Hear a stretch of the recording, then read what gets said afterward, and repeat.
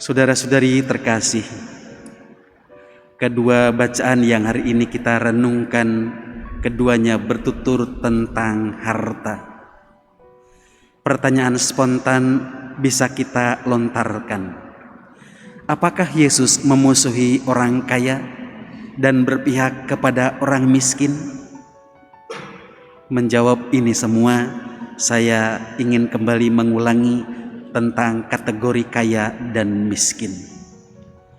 Ada orang miskin yang kaya, ada orang miskin yang miskin, ada orang kaya yang kaya, dan ada orang kaya yang miskin.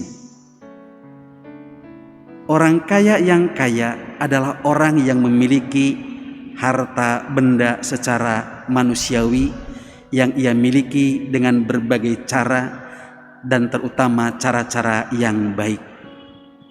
Tetapi hatinya siap membantu, siap menolong siapapun yang membutuhkan pertolongan. Tangannya selalu terbuka untuk mengambil apa yang menjadi miliknya dan diberikan kepada orang lain. Kategori kedua adalah orang kaya yang miskin. Orang kaya yang miskin adalah orang yang secara material memiliki, namun tangannya dan hatinya tertutup untuk siap menolong atau siap membantu. Sebaliknya malah dia merasa tidak cukup dengan apa yang dimiliki atau diraihnya. Bahkan terkesan ia tetap haus akan apa yang ada di luar untuk senantiasa dimiliki atau dipunyai. Kategori ketiga adalah orang miskin yang kaya. Bisa jadi secara material bendawi orang itu tidak memiliki apa-apa, atau kalaupun memiliki apa-apa hanya secukupnya untuk kebutuhan yang ia perlukan. Namun ia siap juga membantu menolong melalui pikirannya, melalui tenaga, melalui kesempatan. Ia siap membantu terhadap sesamanya. Nah, kategori keempat adalah orang miskin yang miskin. Secara materi tidak punya, tetapi justru secara hati menunjukkan kesombongan atau menampakkan sesuatu yang tidak jujur di dalam dirinya. Ia menampilkan apa yang sesungguhnya ia tidak punyai. Udah miskin belagu.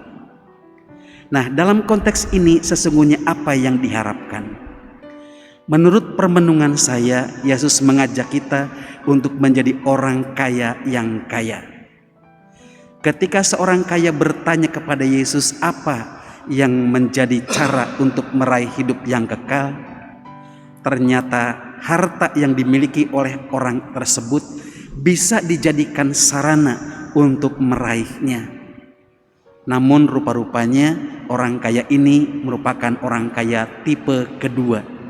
Dia memiliki tetapi enggan untuk memberi, maka ia menjadi sedih dan sekaligus menjadi kecewa.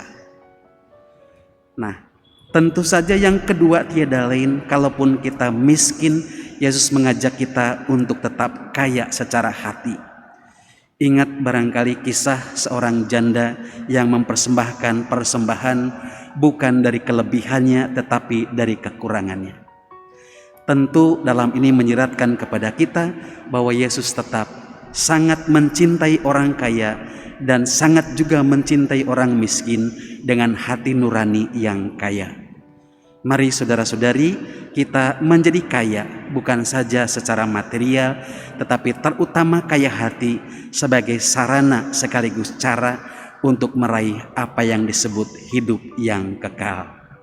Semoga Tuhan memberkati kita. Amin.